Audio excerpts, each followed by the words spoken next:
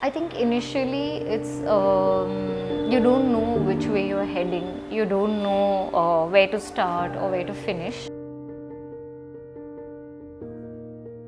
You know that things are going to change, mostly on a day-to-day basis. Nothing's going to remain constant because there are trips you need to make to the hospital, to the doctors,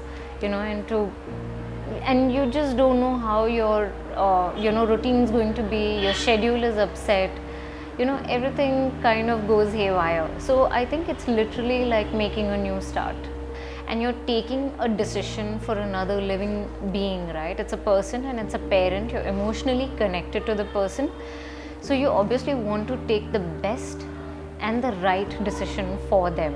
You don't know if you're doing the right thing or the wrong thing. You don't know if what you think is the best for them or not, because at the end of the day, whatever decision you take, they are the ones who have to go through the experience. You're not the one going through the experience.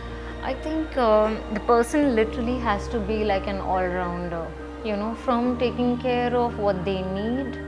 It's not only, in terms of their physical needs, even the emotional needs. You got to become a counselor sometimes you got to scold them like a parent, sometimes you got to be really loving and caring, and you have to take care of their food, everything that they require. It becomes literally like a role reversal. From your childhood, your parent is taking care of you, and now comes a time when you have to take care of them, right? So it's almost like, without a choice, I think, or without even thinking, you give back unconditionally as much as you can.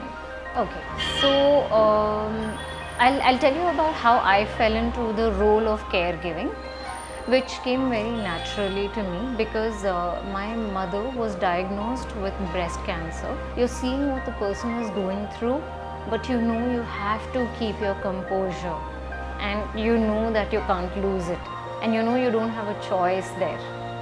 So it really, I think it makes you mentally strong, really strong.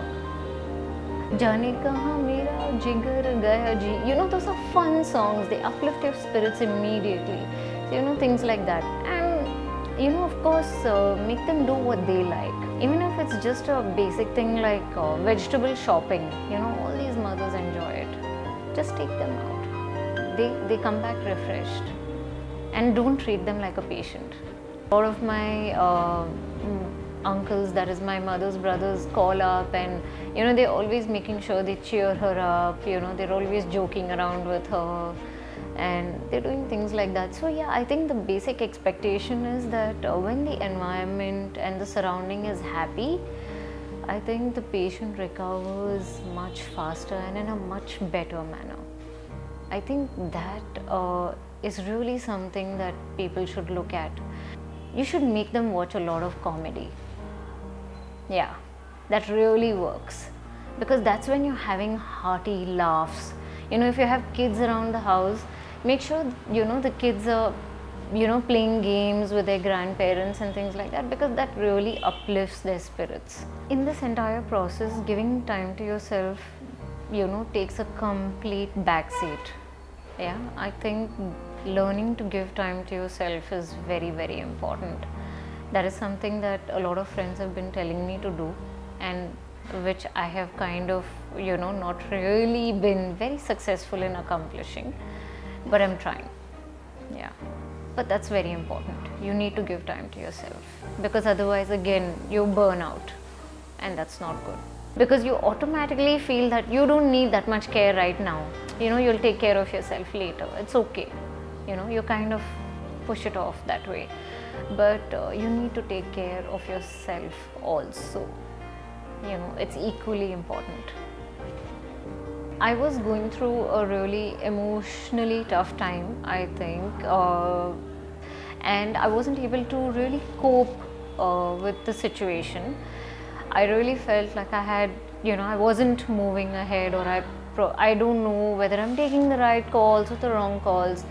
That's when she introduced me to Bhavna and Caregiver Sathi, and she very what did I say? It was a very nice gesture, because When I spoke to Bhavna, it really gave me a sense of direction as to how I can, deal with the situation. Something that I feel had tumbled everything upside down.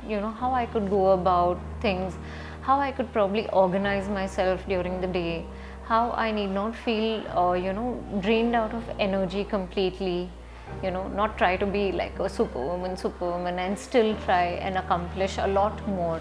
Before talking to Bhavna, I think I was all over the place, and I think a lot of people would, a lot of friends, I would say, were telling me, that it's okay, if you can't do everything, by yourself, it's all right to ask for help. It's okay, to look out and ask for, probably segregate work out to other people in the family, and that wasn't happening, right? Because I was taking up a lot on myself. After talking to Bhavna, I did realize that even just shelling out small chores, to other people, like it would just be a simple thing, like probably, get some medicines, which I would be like, no, I'll go and do it on my own, because I think others are also, busy, they have their own things to deal with.